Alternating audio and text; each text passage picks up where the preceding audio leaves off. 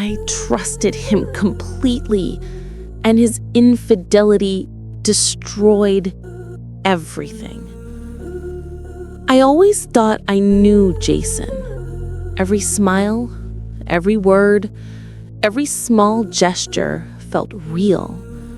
My name is Emily, and for months, I've been sitting in the hollow space of my apartment, replaying every memory, every laugh, every touch that I once thought was love, only to realize that it was a carefully constructed illusion. I trusted him completely, more than anyone ever, and yet he broke that trust in the most devastating way possible.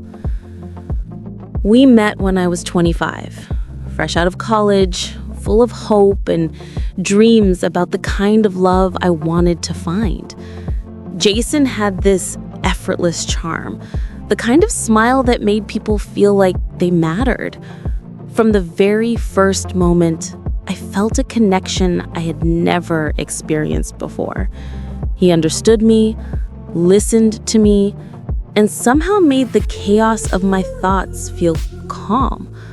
I let myself fall, slowly but completely, trusting in the sincerity of his love. Our life together seemed perfect from the outside. Cozy nights in our small apartment, lazy Sunday mornings with coffee and music, walks along the lake near our city. We talked about our dreams, traveling the world, starting a family, building a home filled with laughter and warmth. I believed in us. I believed in him. And I believed in the love we shared. But life has a way of hiding its sharpest edges beneath soft facades. It began with subtle things that I tried to dismiss. Late nights at work, small lies that didn't seem important at first, a phone buzzing in the middle of the night, messages he quickly deleted. I convinced myself that I was imagining things, that perhaps I was being too cautious, too wary. I wanted to believe in him, in us, in the life we were building together. But deep down, a tiny whisper kept echoing in my mind. Something isn't right. The first real shock came unexpectedly. I wasn't looking for it. I would never have snooped. But life has a cruel way of pushing truth into your hands when you least expect it. One evening, while he was in the shower, a notification appeared on his laptop. Curiosity overcame me, and with one click, everything I thought I knew crumbled. There it was, proof, another life. Carefully concealed, another woman, another set of memories, another world Jason had built in secret. Names, photos, dates I had never seen. Every laugh we shared, every whispered "I love you," every moment I thought was ours alone, now felt like part of a performance, a reality manipulated to keep me blind. I froze. My chest tightened. My hands trembled. I wanted to scream, cry, disappear. How could someone I trusted with my entire heart, someone I thought loved me, lead a double life right under my nose? The shock was so intense that it felt like my world had stopped spinning. I didn't know how to breathe, how to think, how to even function. The days that followed were unbearable. I couldn't sleep. I couldn't eat. I replayed every memory, searching for signs I had missed. Friends called, asking if I was okay, and I smiled and nodded. whispering the words they wanted to hear. But inside, I was falling apart.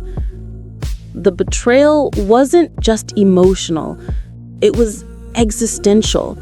The person I had loved completely, the life I had believed in, had been a lie.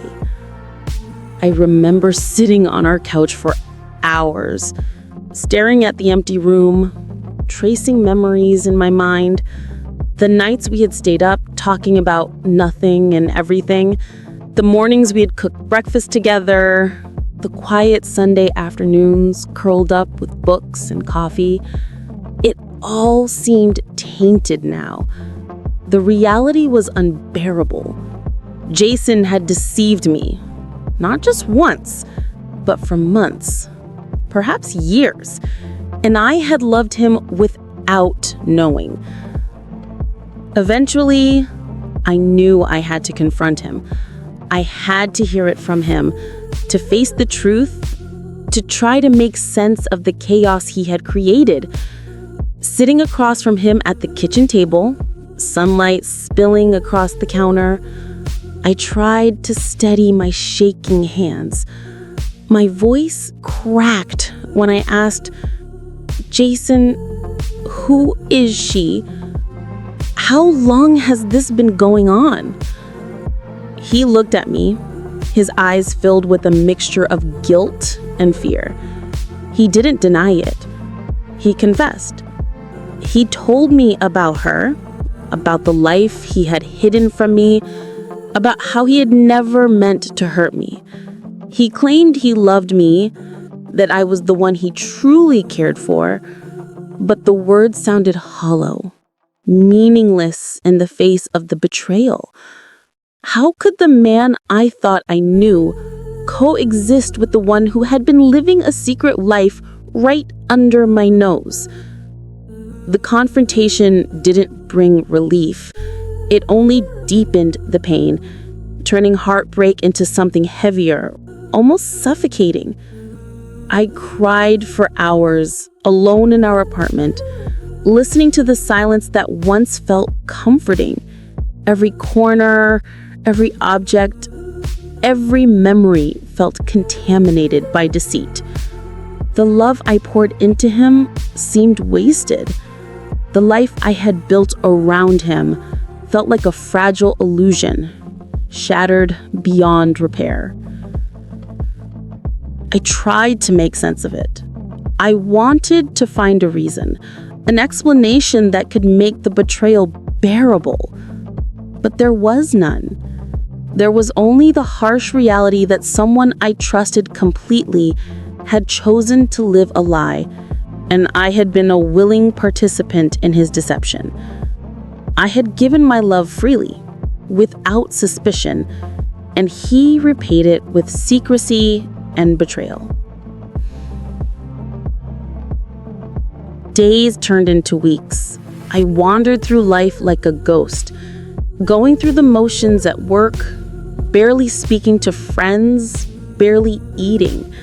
The apartment felt empty, and even the sunlight filtering through the blinds seemed muted, as if the world itself mourned with me.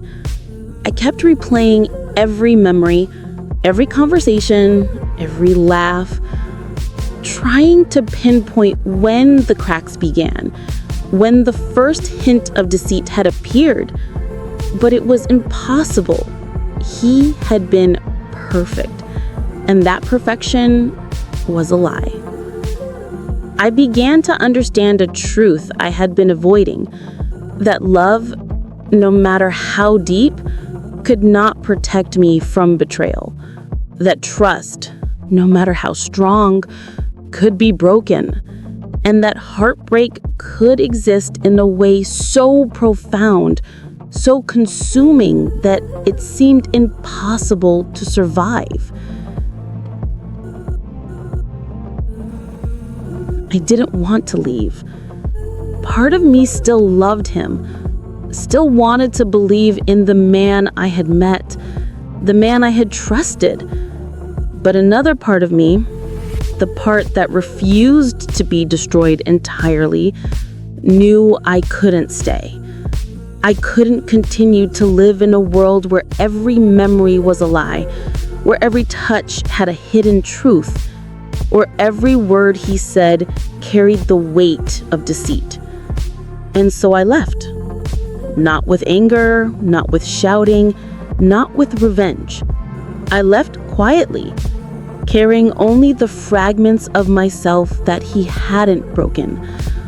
I walked away from the life I had imagined, the future I had dreamed of, and from the man I loved completely.